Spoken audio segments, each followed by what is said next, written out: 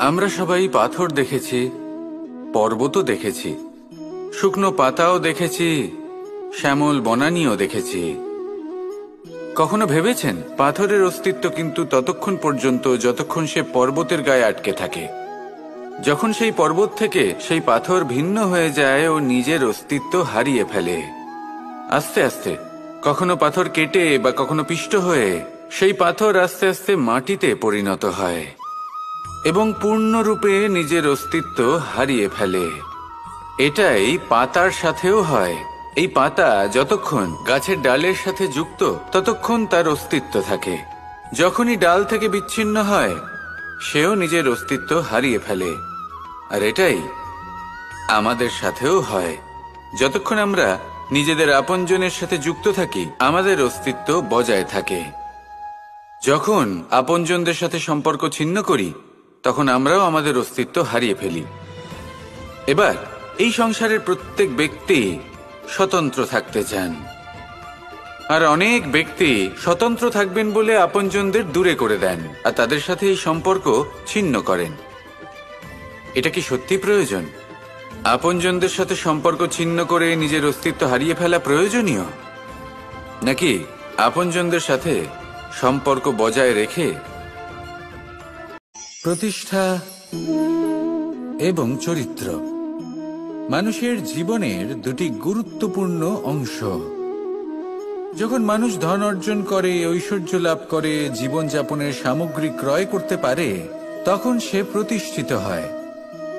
আর এই চরিত্র, সেটা হলো মানুষের শ্রেষ্ঠ স্বভাব আর তার সৎকর্ম, এইসবের ফল।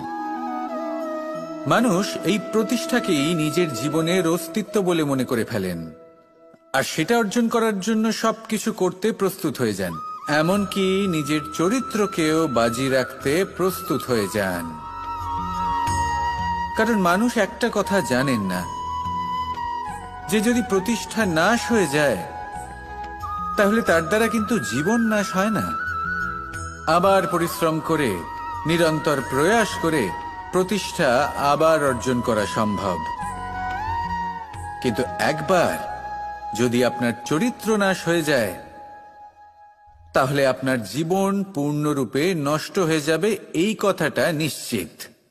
আর আবার এই চরিত্র নির্মাণ করা সম্ভব নয়। মানুষের জীবনের আসল অস্তিত্ব হলো তার চরিত্র। যদি কোনো ব্যক্তির চরিত্র অত্যন্ত শ্রেষ্ঠ মানের হয় তাহলে সে এই সংসারের সবকিছু লাভ করতে পারবে যেগুলো তার প্রয়োজন। আমাদের জীবনে অনেক ধরনের ব্যক্তি এসে থাকেন। কেউ কেউ আমাদের সাথে থেকে যান, কেউ আমাদের থেকে দূরে চলে যান।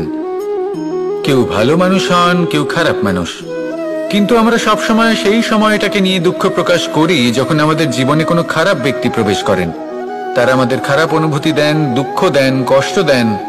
আমরা সবাই তাকে ভালো মন্দ কথা বলি। কিন্তু কেন?